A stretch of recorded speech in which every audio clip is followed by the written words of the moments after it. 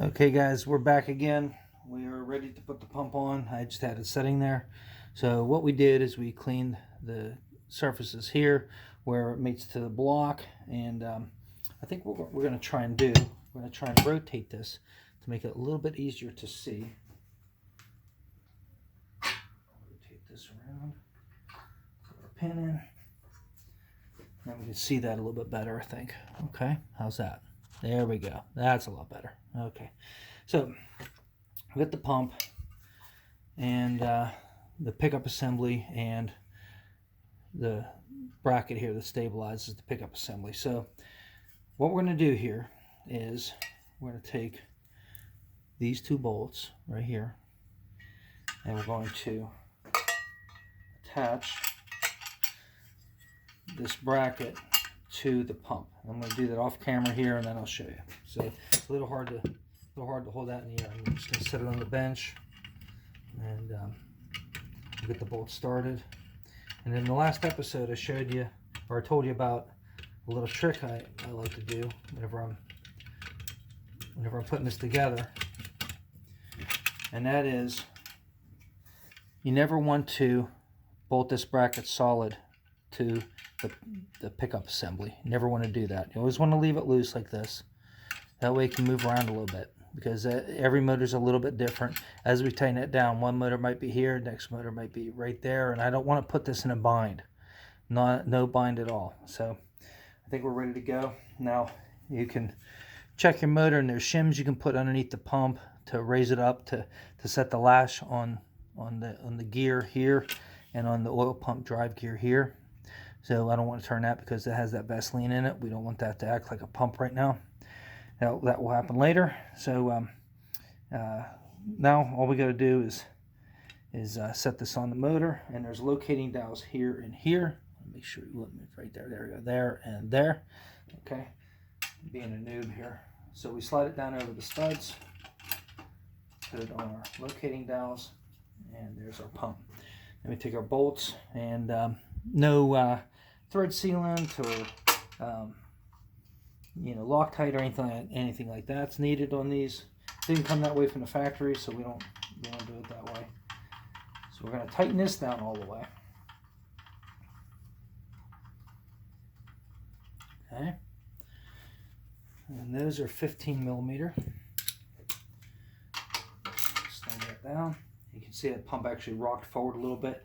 That's actually pretty firm right now, but tighten that a little bit, and then this gets torqued to 40 foot-pounds, which we have the torque wrench all ready to go. So you might want to mark that on your calendar that I was actually prepared.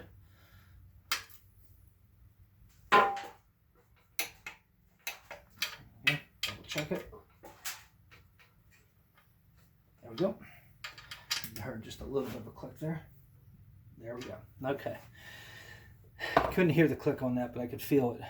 So after that, we're going to attach our little nuts here that retain this bracket on the motor. And I don't know what engineer came up with this style of nut, but it's the only one like that in the motor. So we're going to put those on. And you see it's actually on there pretty snug. That's it. Kind of tighten its way down there, which is good. And I'm sure there's probably a spec on these for torque, but we don't have to go crazy with it. We're just going to tighten them down. Oop, slipped off. There we go.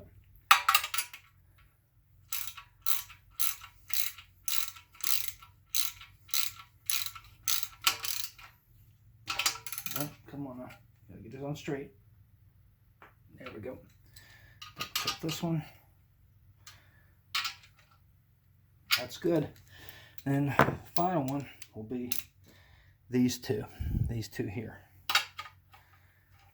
Now that we got that on there where this needs to be and everything, put this one down. And this one.